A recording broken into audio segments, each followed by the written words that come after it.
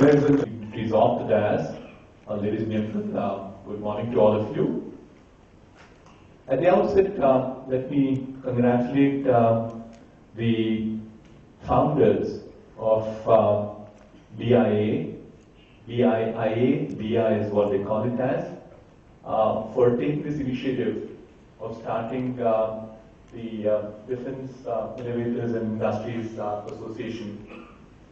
Especially Murli as the founder and the mentor. I think it's a great initiative from you, Murli. Thank you very much for taking this, because it's an extremely important initiative for this nation. And so also I'd like to congratulate the other founders, Dr. Tyagi, my good friend Ashok Alluri, Commodore Mukesh Bhargava, Dr. Rajiv Narayan, and Mr. Rahul Chandraji, who is not present here today. I'll start where Dr. Tyagi left. Dr. Tyagi, in his opening remarks, talked about the need for defense for a nation. And if we were to have, I don't think that requires any further articulation. But once you have defense for the nation, industry is also very important to support the defense requirements of a nation. But more importantly, what type of industry do you require to have is the next question that comes by. So therefore, what I'm planning to do is to share 3 thoughts with you. I'll try to be as brief as I can, but 3 thoughts or 3 takeaways I have for all of you today. The first and the foremost is, can I change the next slide please? Is the need for entrepreneurship. Why do I think about entrepreneurship so intensely? Is a number of reasons. One is that in a country like India, there is tremendous need for self-sufficiency. Speakers before me talked about the import bill that we have, a very small domestic component that comes in, especially into the private sector, etc. Every nation is certainly, understandably, extremely concerned, and it has to be important security concerns that they have. So, therefore, I think the defense industry has to be there. But this defense industry can get created by a number of ways in which it can be done. They could be large companies, they could be small companies, and so on and so forth. But I will make my case more for small companies, for the simple reason that there are, number one, small companies innovate a lot quicker, a lot faster compared to large companies. This is proven all around the world. Because they're a lot more nimble-footed, they have newer ideas, fresh thinking. They also don't have any baggage to carry around with them. So as a result of that, you will see smaller companies innovate much faster. So therefore, SMEs have a case to make. The second thing is that we've also seen all around the world that smaller companies create jobs much faster than the larger companies. Actually, in this last 10-year data in the Western world shows that the new jobs that got created, 70% of the new jobs that have been created are created by micro, small, and medium-sized companies. So therefore, it's the small companies which make the difference to employment, which is an extremely high need in this country. We literally have to make something like 1 million jobs a month, 1 million jobs a year, or 10 million jobs in the next 10 years. That's the type of demographic dividend that we have.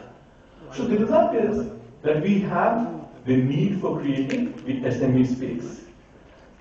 Now, how do we create this SME space? Can we go to the next slide, please? Is that we need to create an entrepreneurial ecosystem.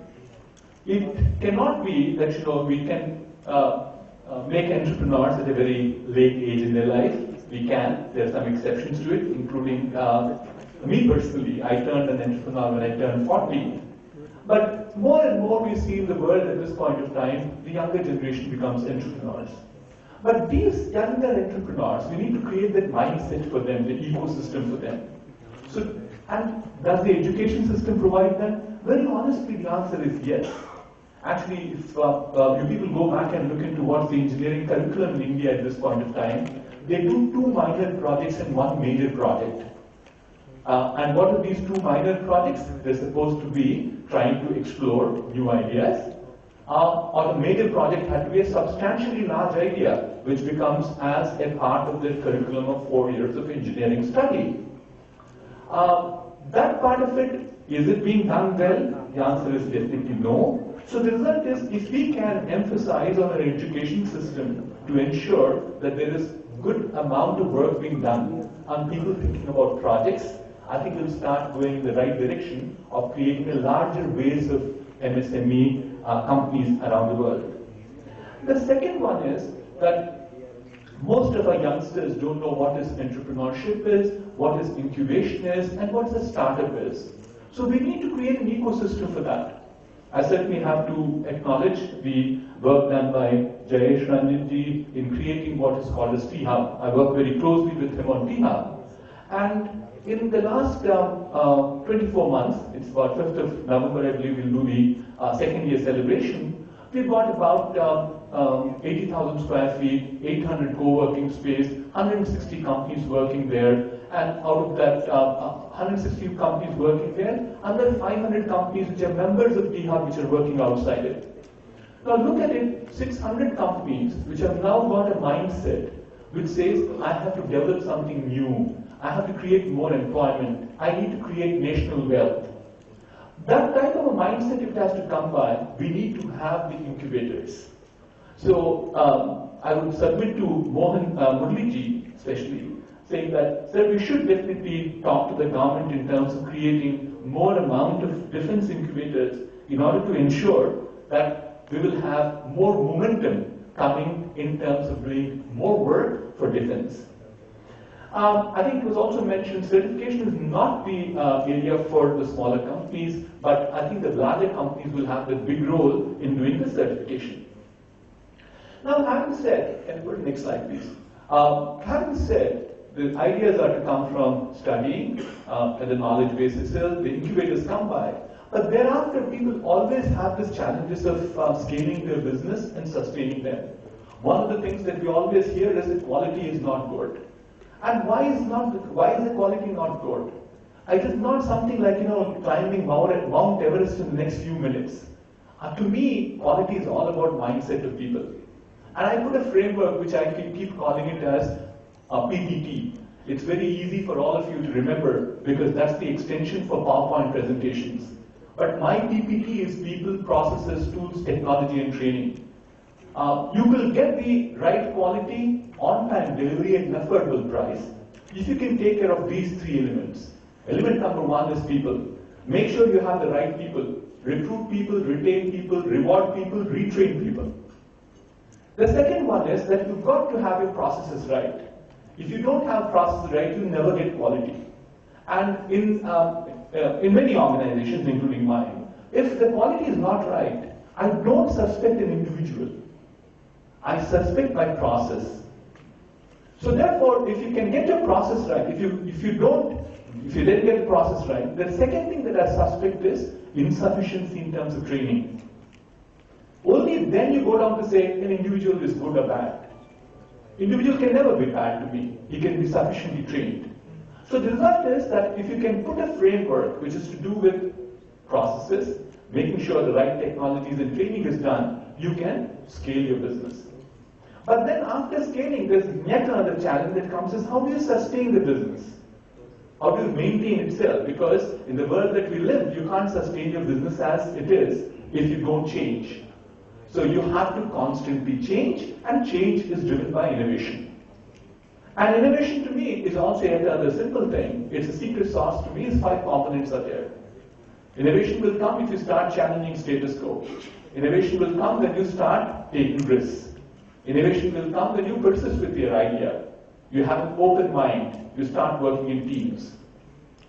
So, therefore, starting from a startup to a sustainable organization, you are going to go through different phases. And that is what I would strongly recommend to my entrepreneurs here in this particular gathering in terms of taking forward your businesses. A, get the idea, not to get the idea, validate the idea, then look at how do you scale it, and then sustain it.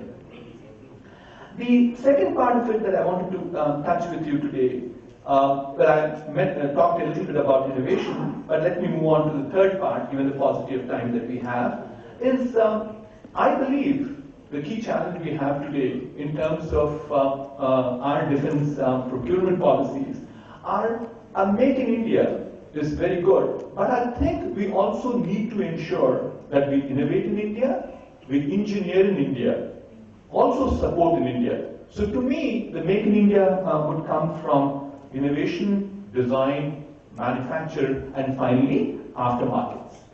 And can we change the next slide, please? And you know, when you look at the enormous amount of opportunity the technology provides for us at this point of time, and again, I wouldn't go into depth of technologies, but I'll just gloss over 4 of my favorite technologies. My first favorite technology, which I think holds a tremendous amount of future for all of us, is UAVs. 5 years back, a young man in the United States told me that drones is the future, and he's a private equity investor. He said, I'm betting on them extensively. I told him that he was making a mistake. Drones will not fly the way in which he thinks it to be. But he gave me a number of examples, including the one which he told me and which is a reality today, is Mr. Donald Trump talks all about monitoring his borders by making sure that he builds walls. They're not using the wall right now. They're all monitoring them using drones. What they do is basically the drone is there stationary in the sky. There are 2 wires which run. One takes power up, the second one brings down the data. And as I said, innovation is not something which is limited to any individual, not a group of people. I had this fortune of interacting with 3 young entrepreneurs about 2 weeks back. You'll be very surprised. One was 14 years, the other was 15 years, the third one was 17 years. Amazing kids they were. But one of them, I will not get into all the details of what they said, was actually working on drones. And what is he doing at this point of time? I believe this young man's name is Harshvardhan Jala from Gujarat. And what is he doing is, he's using drones for detecting and then making explode them or making them passive, right, using some RF technology. Look at this application. That's an innovation. He tried it out using robos for a while, but then he said the robo itself was getting exploded as a part of the explosion of the mines that were there.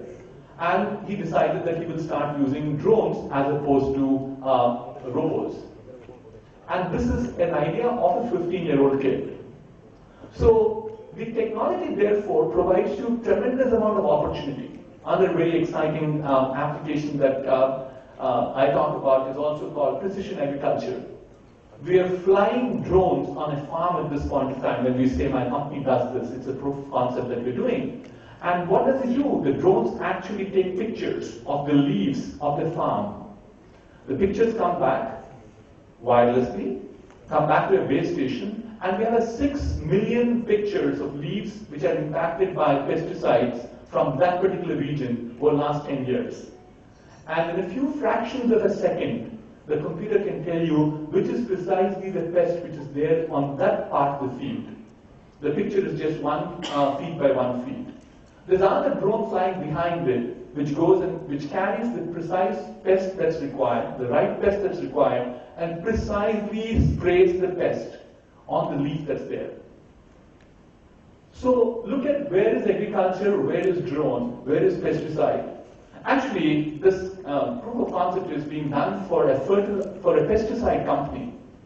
And our belief is that the amount of pesticide that's going to be used with the drone technology will come down by 1/10. But still, the pesticide company is funding this particular project. I'm sure you understand the reason. If they don't do it, somebody else will do it.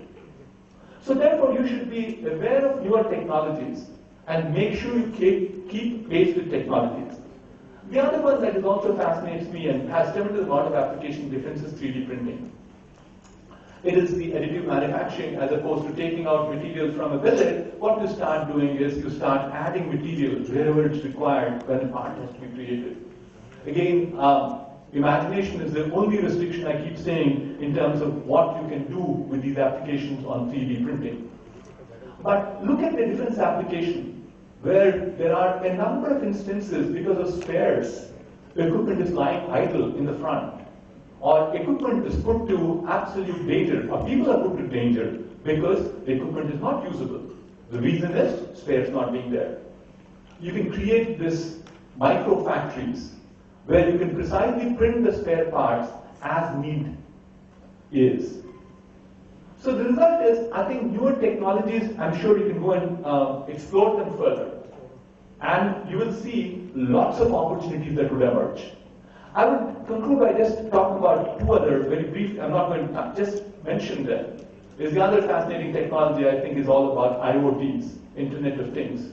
These are these small little sensors which can get you any type of information, any type of movement that happens anywhere, whether it's to do with heat, vibration, it is to do with light, every one of them. And they could also be put to a number of different applications.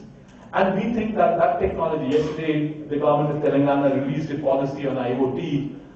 We believe at this point of time there may be several billions of them, but by 2020, around the world, there will be 20 billion people and things like Internet of Things, which will start talking to each other.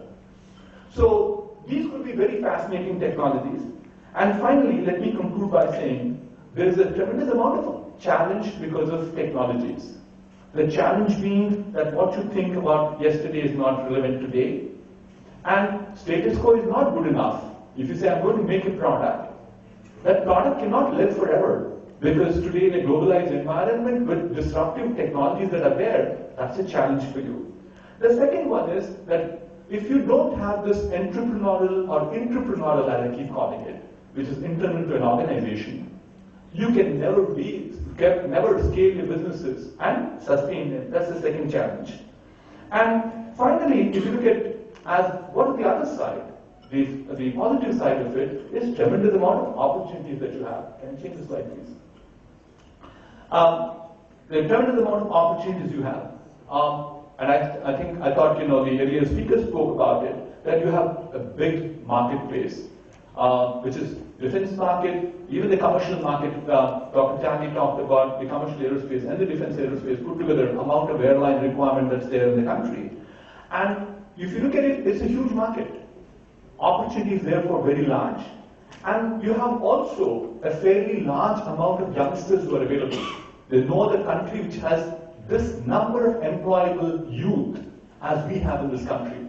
So for an entrepreneur, for the industry, it's a big boom for us. And finally, I think, if we can continue to innovate, India could potentially become an innovation hub. So let me conclude by saying, Indian industry has to become stronger. Indian industry in defense has to become stronger. And the key to them is entrepreneurship, innovation.